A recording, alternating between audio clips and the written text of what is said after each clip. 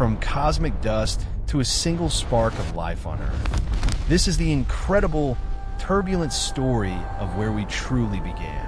In Africa, 7 million years ago, a new lineage emerged, the hominid. The separation begins. Leaving the forest for the savanna forced an essential adaptation, bipedalism. To stand was to survive. The dawn of the Stone Age. 3.3 million years ago, hominins unlocked a new power, the first rough stone tools. A discovery in Ethiopia dates the earliest evidence of our genus, Homo, to 2.8 million years ago. The rise of Homo habilis, the handyman. He was an innovator, refining the use of tools. The crucial leap, a 50% larger brain size than his ancestors, marking a powerful cognitive shift. Homo erectus, the first global traveler. Around 2 million years ago, he bravely migrated out of Africa. Taming the flame, the control of fire brought warmth, protection, and cooked food, changing human biology forever. 500,000 years ago, Homo diversified into separate, distinct branches across the globe.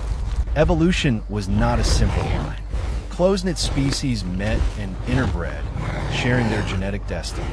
Genomic evidence confirms it. Interbreeding between distinct hominin lineages was a widespread phenomenon. A tangible legacy. Traces of Neanderthal DNA still reside within modern humans outside sub-Saharan Africa. We are the culmination of millions of years of adaptation and connection. The journey continues. Homo sapiens emerged in Africa around 300,000 years ago from the species Homo heidelbergensis. Humans continued to develop over the succeeding millennia, and by 100,000 years ago, were using jewelry and ochre to adorn the body. By 50,000 years ago, they buried their dead, used projectile weapons, and engaged in seafaring. One of the most important changes, the date of which is unknown, was the development of syntactic language, which dramatically improved the human ability to communicate. Signs of early artistic expression can be found in the form of cave paintings and sculptures made from ivory, stone, and bone, implying a form of spirituality generally interpreted as animism or shamanism. The earliest known musical instruments besides the human voice are bone flutes from the Swabian Jura in Germany, dated around 40,000 years old. Paleolithic humans lived as hunter-gatherers and were generally nomadic. Anatomically modern humans migrated out of Africa in multiple waves beginning 194,000 to 177,000 years ago.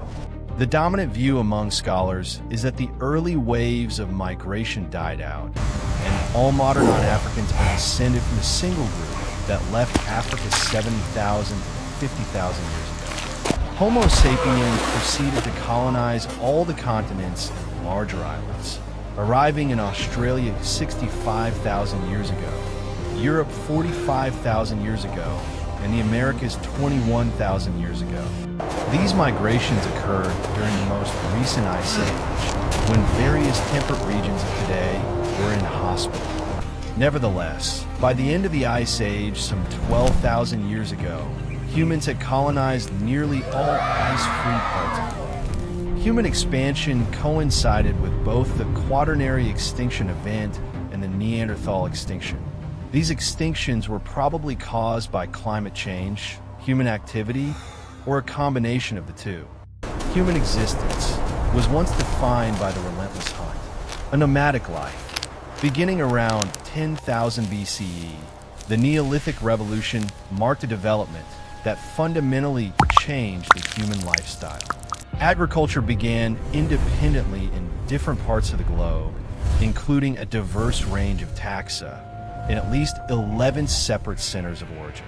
Cereal crop cultivation and animal domestication had occurred in Mesopotamia by at least 8,500 BCE in the form of wheat, barley, sheep, and goats. The Yangtze River Valley in China domesticated rice around 800 to 700 BCE. The Yellow River Valley may have cultivated millet by 700 BCE. Pigs were the most important domesticated animal in early China. People in Africa's Sahara cultivated sorghum and several other crops between 800 and 1500 BCE, while other agricultural centers arose in the Ethiopian highlands and the West African rainforests. In the Indus River Valley, crops were cultivated by 700 BCE and cattle were domesticated by 6500 BCE. In the Americas, squash was cultivated by at least 8500 BCE in South America. And domesticated arrowroot appeared in Central America by 7800 BCE.